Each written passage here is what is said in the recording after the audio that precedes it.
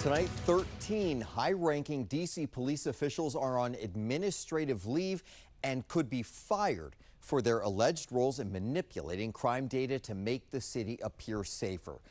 Good evening, I'm Scott Thuman. Interim Chief Jeff Carroll revealed today that those employees have been handed termination papers. However, despite the investigation, he stood firm on the state of crime in our nation's capital.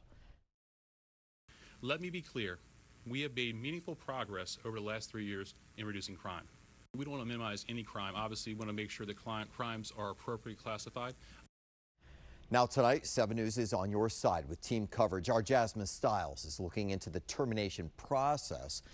But first, we're going to begin with our Christian Flores. He's live from MPD headquarters. And Christian, you spoke with a retired D.C. sergeant who first blew the whistle 6 years ago on manipulated crime numbers. In her case, the city settled a lawsuit with her just last year. Yeah, that sergeant tells me she has been sounding the alarm on this problem for years now. These allegations have even caught the eyes of the Department of Justice as well as Congress.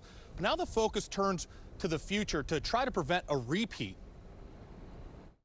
There's fear of retaliation for actually standing up for yourself like I did. The latest investigation into crime data manipulation at MPD only reminds retired Sergeant Charlotte Josu of her time with the department. It's management that turns around and tells them, no, we're not going with this. We're going with that. She filed this lawsuit in 2020, claiming department leadership pushed officers and commanders to downgrade and misclassify crimes to make it appear like they were dropping. She and the city settled out of court last year, but she says she will never forget one specific incident. It was related to a domestic violence report. And because of stats, it was downgraded to a simple assault and some other misdemeanors when it definitely presented a felony. We were on the scene, management wasn't.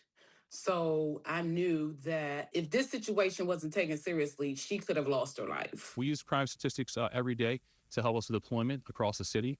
I do have confidence in those numbers. Confidence MPD Interim Chief Jeff Carroll hopes to gain from the public after 13 officials were served termination papers as a result of the latest crime stat investigation. Can you specify some of the training that these new promotions and future personnel moves will get as a result of this investigation and make sure this doesn't happen? Sure. So we've already rolled out to all of our members on the department training specifically as it relates to crime classification. As we have new officers, we'll continue to train them and provide them with updated training in the police academy.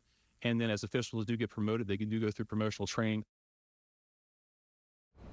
It's important to note these officials have not been fired yet. They could still appeal their cases. Now, we did reach out to Mayor Bowser's office, but she declined comment. Reporting live at MPD headquarters, Christian Flores, 7 News.